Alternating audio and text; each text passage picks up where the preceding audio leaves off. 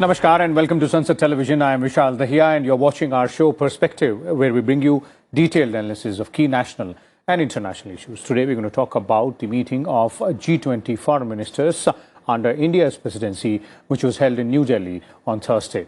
Now, delegates at the meeting held two rounds of discussions on contemporary challenges around multilateralism, food and energy security, development cooperation, countering new and emerging threats, global skill mapping and HADR issues as well. Now, the outcome document issued at the end reiterated the need for a more inclusive and reinvigorated multilateralism and reform aimed at implementing the 2030 agenda. Expressing concern over the challenges to global food security exacerbated by current conflicts and tensions, the G20 foreign ministers called for keeping supply chains for both food and agriculture products, including fertilizers, reliable, open and transparent. Now, delegates at the meeting also reaffirmed the steadfast commitments to tackle climate change and achieve global net zero greenhouse gas emissions or carbon neutrality by or around mid-century. Terrorism in all its forms was also condemned at the meeting, saying holistic approach on the basis of international law can effectively counter terrorism. There was no consensus on a joint statement after the meeting because of opposition from China and Russia to a reference to the Ukraine war in the draft communique. So today we'll discuss and analyze all aspects of this G20 foreign ministers meeting, what exactly happened, what transpired, the significance of it, and the key discussions or key decisions being taken after those discussions at this meeting. And for more on this, we're joined by a distinguished panel of experts. Let me first introduce them to you, beginning with former investor Yogesh Gupta is joining us. We also have with us Pramitpal Chaudhary. He is Foreign Affairs Editor with Hindustan Times. And Dr. Gulshan Sachdeva, Professor with the Center for European Studies at JNU, is also with us. Welcome, all of you gentlemen, to Sunset Television. I'll begin with you, Pramit. I've laid down some aspects of what transpired based on the outcome document which was released after the meeting. But in your understanding, how would you summarize the G20 Foreign Ministers meeting vis-a-vis all the issues which were at hand for discussion? I would argue that the main goal of India at this foreign ministers meeting was to try and find agreeable language to overcome the very clear geopolitical divides that are now afflicting the G20. India's goal at the summit is to try and get an agreement on global issues, particularly on climate change, green finance, green hydrogen standards, biofuels, as well as things like crypto taxation and so on. These are not issues that are geopolitical per se, but the geopolitics can get in the way of a common global understanding on these issues. So the foreign ministers meeting was trying to find, can we get some kind of language that all sides would agree to, so that we can sort of put aside the geopolitics and focus on the big global issues that the G20 summit will try to handle in September. The divides are very clear. The West broadly, especially Europe versus Russia, and of course, US versus China. Unfortunately, what we seem to be seeing is that these divides are now merging together, and it's Russia and China versus the rest of the West. Okay. And so this is the problem that India was trying to overcome. At the Bali summit, we had seen India get the Russians to agree to certain language, that this is not the era of war. This time we have seen the Russians dig in their heels, possibly because of Chinese encouragement, and say, no, we don't want this kind of language anymore. So I believe that we're still trying diplomatically to get that over, but there are probably going to be a few more iterations. Mm-hmm. But the point is that if we don't get this done, this was going to infect the main summit in September, and so there will be further attempts to try and bridge that gap. Okay. So that remains an issue which needs to be dealt with diplomatically out there. Let me bring in Mr. Yogesh Gupta here as well. Mr. Gupta, all of us are aware of this fact that, given the present geopolitical situation, specifically the Russia-Ukraine conflict, these kind of meetings wherein all stakeholders involved, which somehow or the other over the past year or more than that do not see eye to eye with each other. It was not going to be an easy task to have that diplomatic conversation out there, or to come to an agreement on almost all issues. But given the kind of message which is there in the outcome document, and also the fact that Russia and China didn't seem to agree with the wording on the Ukraine war part, how would you look at the key achievements, the key takeaways? Because this is going to be, as Pramit was pointing out, the basis for the leadership summit later in the year. No, I agree with Pramit ji. It is summing up of the outcome that we have got. And we have to keep in mind the prevailing international situation, particularly the state of the US-China rivalry, which has hardened much more since the days of Bali summit. And if I can mention a few specifics, the balloon incident where the Chinese sent a balloon over the US, and now more recently, all this sparring over the Taiwan Strait, the way the Americans sent their Poseidon reconnaissance flights and the Chinese have reacted. So the rivalry has hardened, and in this atmosphere, it is very difficult to get some sort of a consensus on such a dividing issue like Ukraine, where there are very different viewpoints between the West and Russia, China. And I also agree with this point that it is basically China's, I think, encouragement of Russia, which has really kind of marred in the outcome, in the sense of not getting a consensus language on Ukraine. Otherwise, we could achieve that at Bali. So I think in the given circumstances that we had, I think we have achieved a good document which highlights the priorities that we had for the developing countries, and we have been able to achieve a consensus on the key other key issues like energy, food security, debt, climate change, and others. So I think there are reasons to be happy in what we have got, and there are, of course, a few other signals. I understand that there was some sort of a brief encounter between the US Secretary of State and the Russian foreign minister, though a brief one at the summit, but at the foreign ministers meeting, which is a positive. And there were also meetings between our external affairs minister and the Chinese foreign minister. That is also good. Okay. It's important to meet, particularly with countries with whom our relations are not in a great shape. Okay. So I think there are a lot of positives, and we should be quite happy at what we have got. Okay. Okay. Dr. Sachdeva, Prime Minister in his address before the foreign ministers meeting made a very significant remark where he said that no group can claim global leadership without listening to those affected by its decisions, and that seemed to be reflecting in most of the points in the outcome document as well, be it when we're talking about tackling climate change, energy security, food supply chains as well, and of course the reference was of course to the ongoing conflict between Russia and Ukraine as well. So how do you think is the path ahead? Because there is a lot of talk about reforms for multilateral forums as well, something which India has advocated over the years. Well, I think, the way the Prime Minister set the tone for the meeting, that, the global governance has failed and there is a serious crisis in this whole multilateralism. So in that particular context and the kind of geopolitical tensions we have and the Ukraine, and particularly, from both sides, I think since Bali, as my other co-panelist has mentioned, since Bali, things have even moved further, tensions have even risen further.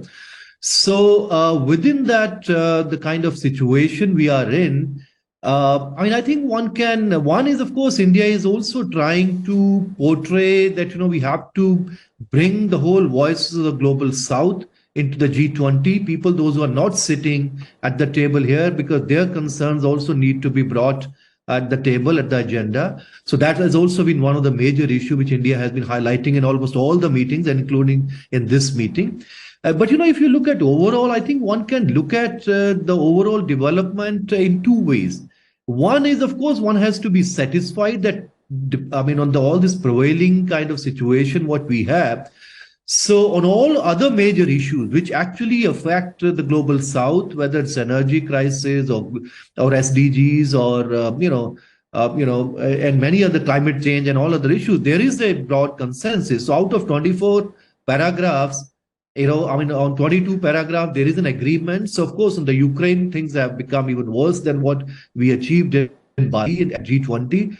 But when you have the crisis at the global multilateralism. So can G20 deliver something? We know that in the last 1 year at the UNSC, you had almost 50 meetings on Ukraine without any outcome, because one of the permanent members of the UNSC is direct party to this conflict. So within that context, I think that this is why, again, the next couple of months are going to be again tough, for India, because every major issue now, whatever we talk, but this is being affected by Ukraine war, the whole global economy, and the whole other issues which are going to be affected. So, so there is a problem here. How do you really resolve and to come to a certain kind of agreement among G20? Because if there is also, I would say, deadlock within G20, where we are not able to achieve a consensus here, so the same kind of problems what many other multilateral institutions are facing, we also start facing within G20 itself. Because this was a kind of a platform where, that UN was in crisis and the UNSC is not working. At the same time, you could not really, resolve issues of the global south and the global issues at G7 level. G20 was a kind of a platform where we could really, the hope is, and hope has been that G20 would be able to resolve many of those issues. So we have to really work very hard in the next couple of months. But it's, the thing is, on other issues which are, so now the focus, as you have rightly mentioned, India is trying to bring issue of the global south and the developing countries, and then other issues, of course, are being discussed. But at the moment, I think there is a very little consensus on those issues. Okay. So India being the voice of global south, issues related to that aspect as well. Pramit, on this issue of what kind of direction or what kind of path does this meeting set for tangible achievements at the Leaders Summit, in September this year, when all the leaders of G20 countries will sit together in terms of various issues, which are of concern to the global south, to entire global community as well, be it climate change, food security, energy security, global health, development cooperation, counter-terrorism, counter-narcotics as well. All these are issues of concern to the entire globe and specifically to the global south as well.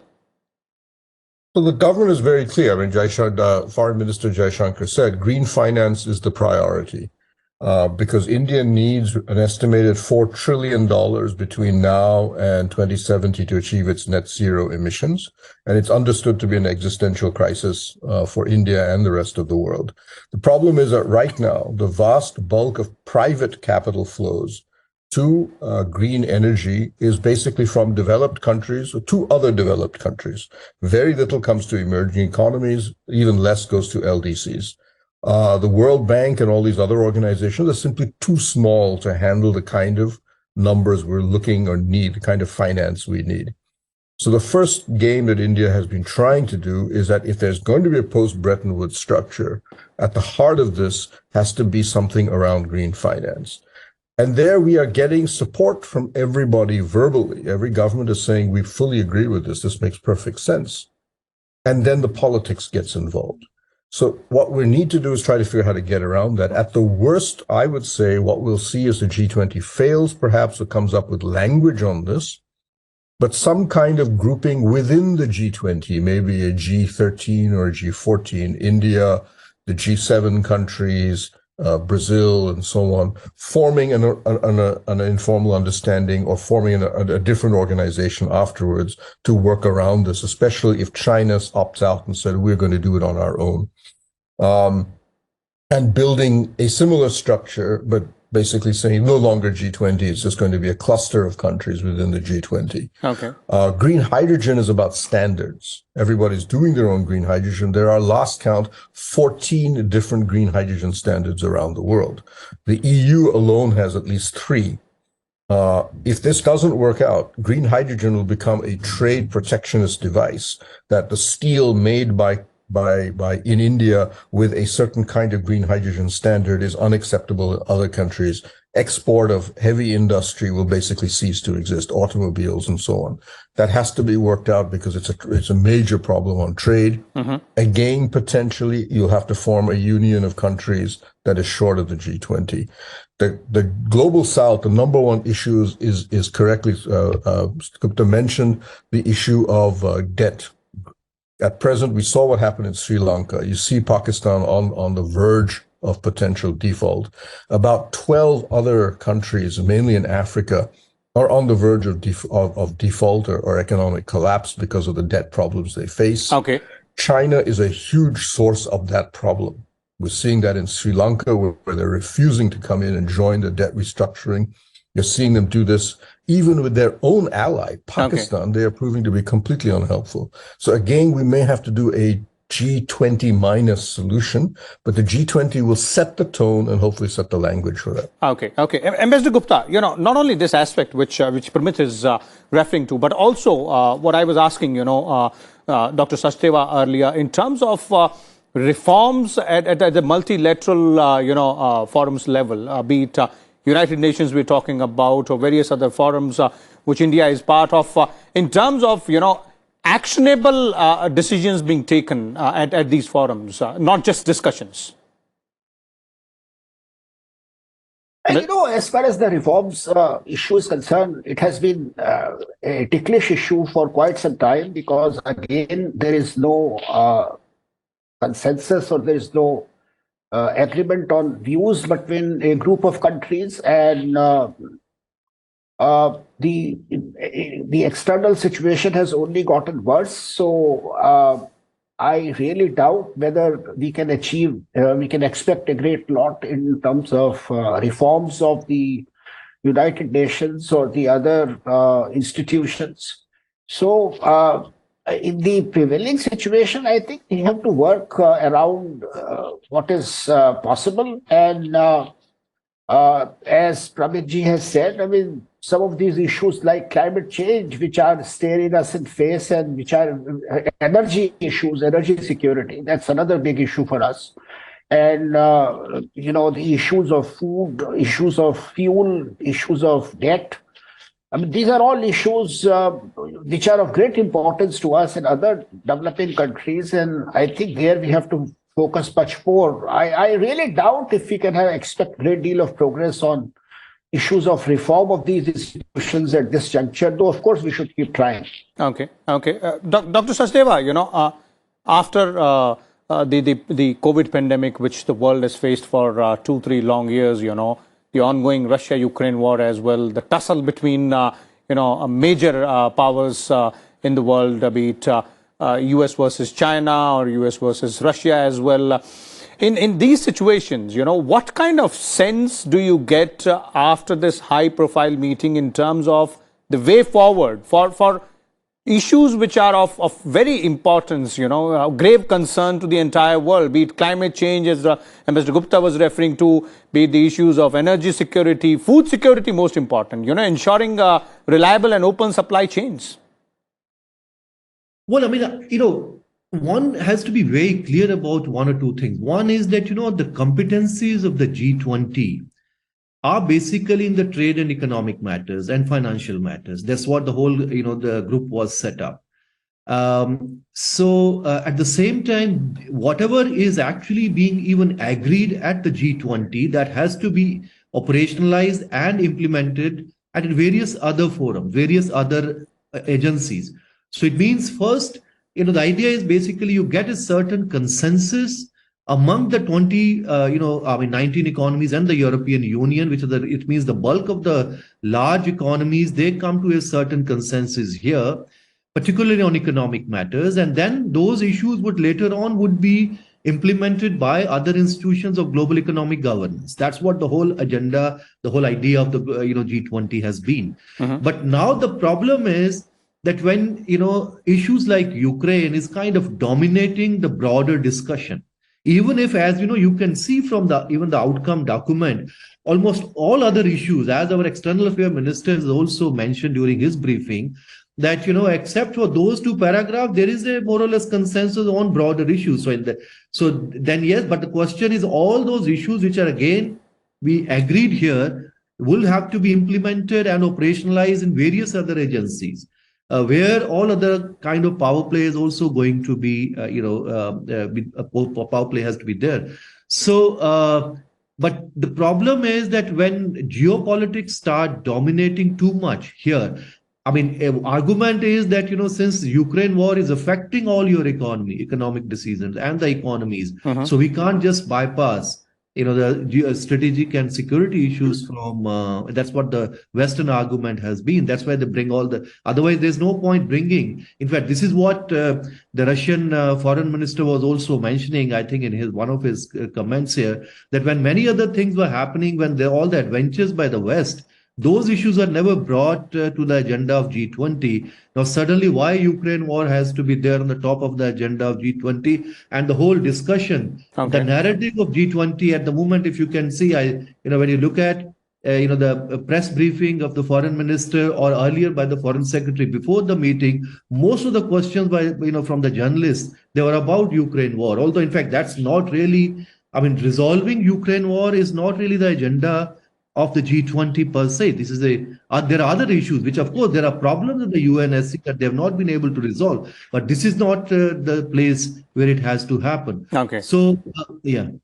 Okay. So a broader consensus on most of the issues has to be achieved, specifically with respect to trade, economy, and climate change issues as well. And then those issues will have to be dealt with at other forums, as Dr. Sachdeva is pointing out. Thank you so much, Dr. Sachdeva, Pramit as well, and Ambassador Gupta for sharing your valuable inputs and insight with us and our viewers, as well as our experts were pointing out or analyzing rather the outcome document of the G20 Foreign Ministers Meet.